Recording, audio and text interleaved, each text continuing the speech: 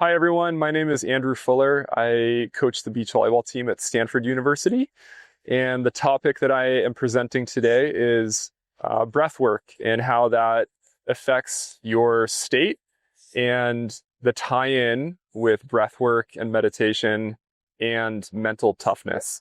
A lot of times coaches and programs, they do meditation, and we want to make sure, which is great, we want to make sure though that we're tying in the reason behind meditation into a competitive landscape and joining those two pieces together, and which I'll dig into.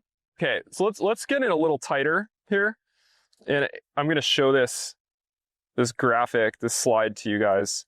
I should give a little precursor. I am not a medical expert. I do not claim to be one.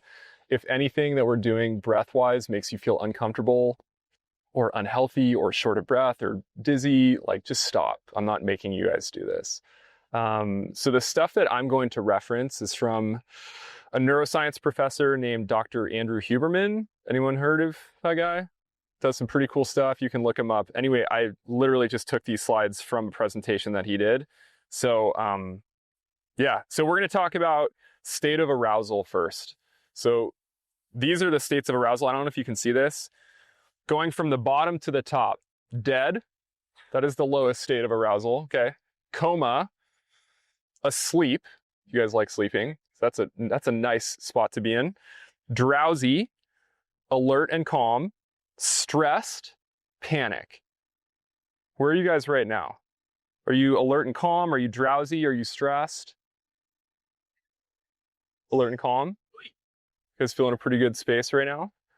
Okay. So alert and calm and asleep, those are the two sweet spots where we want to be as much as we possibly can. If you're stressed, you might need to downregulate and reduce your state of arousal. If you are drowsy, you probably need to fire up, upregulate, and increase your state of arousal. How's this hitting for you guys so far? Who generally feels like before practice or a game, they need to go up? Need to fire up a little bit. So you might be a little bit drowsy and you need to ramp up. Who feels like a little bit stressed or even panicked before practice or a game? I mean, depends. Sometimes, yeah. So it just might depend on the day. Okay. So we're going to talk about some different breathing protocols that you can do to either fire up, get down, or stay right where you are. Like Samaya, if you feel great right now, you feel alert, you feel calm, probably don't need to change much. So there's a way to do that as well. Which one should we try first? Fire up or go down? Fire up? Go up. Sorry, go down. We want to go down first? Okay. So this is going to be, and I'm going to share this, you'll see it on the video, but it's kind of hard for you guys to see right now. This is going to be exhale emphasized breathing, and this is going to decrease arousal. Okay, so we're going to go, you talk about this stuff in terms of ratios. So this is going to be 1, 2, 2, 1. And the ratio is referring to the inhale, the hold, the exhale, and the hold. So for 1, 2, 2, 1, if we do a 2-second inhale, what is the rest of the sequence? 1, 2, 2, 1. So it would be 2-second hold, 2-second inhale, sorry, 4-second hold, 4-second exhale, and then 2-second hold. Because there's a ratio. Oh, not the pattern. Yeah, got it. It's like cooking. If you're doing like a 2-to-1 water to rice ratio. Okay, so do you guys want to try this? Yeah. Okay, so we're going to go for a 2-second inhale, and then we're going to hold for 4, and then we're going to go out for 4, and then we're going to hold for 2.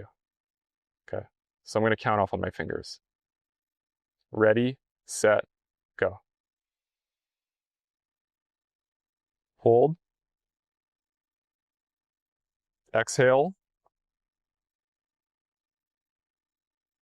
Hold. Relax. So you do that multiple times. You guys ready to go again? Inhale. Hold. Exhale. Hold. Inhale. Hold. Exhale. Hold. So I'm just counting in my head, but you guys can kind of follow along there. How are you feeling? So generally speaking, if you are exhaling more than you're inhaling, that's going to mellow you out. Do you guys want to go up now? We did that? Let's try it. Okay. All right. So we're game for that. So for this one, we are going to inhale more. So it's going to be 2, 2, 1, 1. So we're going to go for just a 2-second inhale, 2-second hold, and then it's going to be like, it's going to be a quick one out. So we're going to go 2, 2, 1, 1, 2, 2, 1, 1. Try and follow my lead. Okay.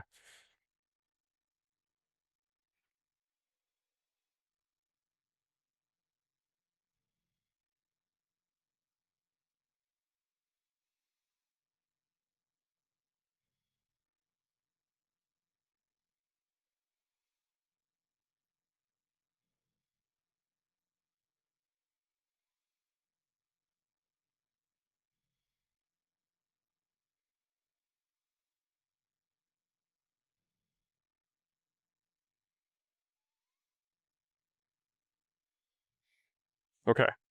How are you feeling? I feel a little lightheaded. Yeah. How about you? That's definitely a byproduct of doing more upregulation. Feeling a little bit lightheaded. Feel a little bit of a buzz.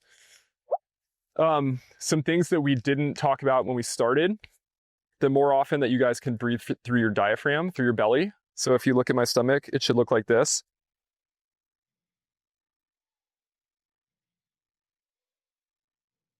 Sometimes if you have like a really tight thoracic spine, it's hard to do that. So maybe if you like roll out, get all loosey-goosey in here, then you can breathe a little bit easier through this.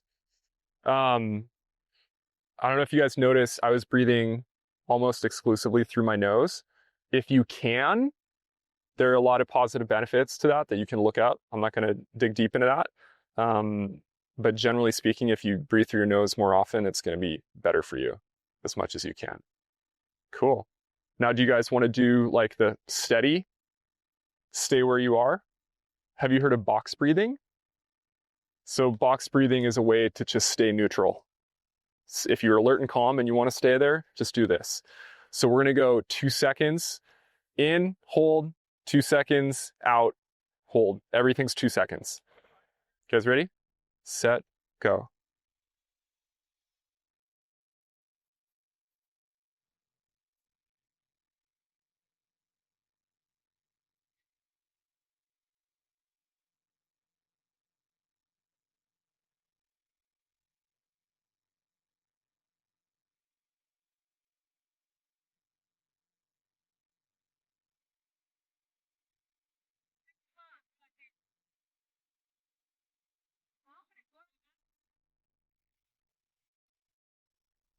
Okay, how are we feeling? About the same as before we did it? Okay. So before you have practice, before you have games, you can choose one of those. If you want these slides, I'm happy to share it with you. I can airdrop it to you after, and it's just like a really clean and easy way to look at it. And then you can make up your own ratios. Like if you want to go for super long inhales and holds, go for it. Whatever your body can tolerate. So we talked about the physiological benefits of breath work, but we also tie that into mental toughness. A definition that I really like for mental toughness is it's the skill of focusing on the next most important task. And when you increase awareness around your thoughts, then you can have a little more control over that space and move on to the next thing. So if I'm just out of control and I'm really upset about something, I'm probably stuck on it. and I'm not going to be able to move past it very quickly. But if I have a lot of control over my awareness, then I'm going to be like, okay, I'm pretty frustrated at that. What's the next most important thing that I can do to either fix this situation, forget about it, or just move on? And so the way that breath work is incorporated into that, when we're working on breath work, we're super focused on the here and now.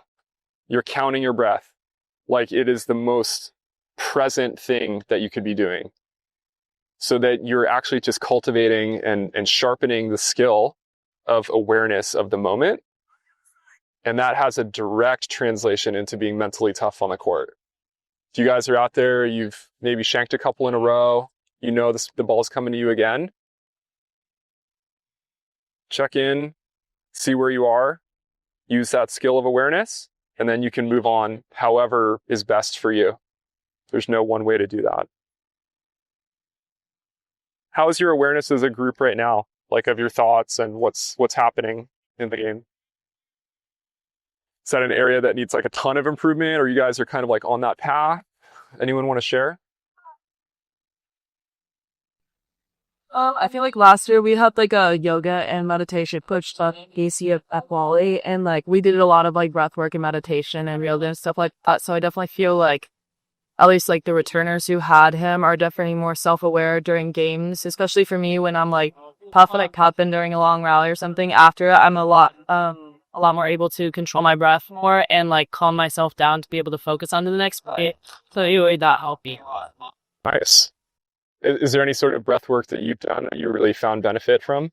I take a deep inhale and then I hold it for like 2 seconds and then I do a really long release and then I do like 1 or 2 of those and then I just go back to the next play. I mean, like cool. So that's a downregulation one. Yeah. That's cool. And was that purposeful or just kind of one that you felt organically worked? The science behind it. Yeah. It made my body feel good after. So. Yeah, I don't know the science either. So. Based off the charts, like stuff like that. So. Yeah. Cool. Thanks for sharing.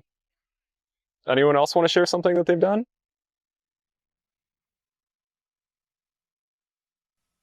I meditate every night before I go to sleep at tournaments and stuff. Is there a specific kind of meditation that you do? Yeah, one's gone, one's stay. I try to clear my mind completely and just focus on my breath, being present in the moment. And then after I felt like I had a solid foundation of that and I felt really grounded, I would then bring in some visualization for the match the next day. And, I was calm because I'm meditating. So like picturing myself playing in that calm state and infusing my visualization with the emotion I want to have when I'm out there and the feeling I want to have when I'm out there. Can you describe that feeling? Maybe that's too personal. It's okay. Because it goes up and down depending on what's happening in the match. But for the most part, I can best describe it, I feel like, is mentally loose and physically tight. So, really alert, but free thinking and not stressed in my mind. And then and I just want to feel big. So that's like, I don't know what emotion that encompasses, but being out there and feeling like shoulders back, I'm big, I'm strong, and like mentally as well as physically. So those 2 things are the sweet spot I aim for. Cool. Thanks for sharing. So I really hope you enjoyed watching this. And if you want to take a piece of this home with you, one, you can try the different breathing protocols in whatever way you want before practice. You can even do it after practice, during practice or training, and find what works for you and figure out what sort of state of arousal you tend to be in before a game, or whenever you just want to be at your best in life. And I hope you had a good time with this.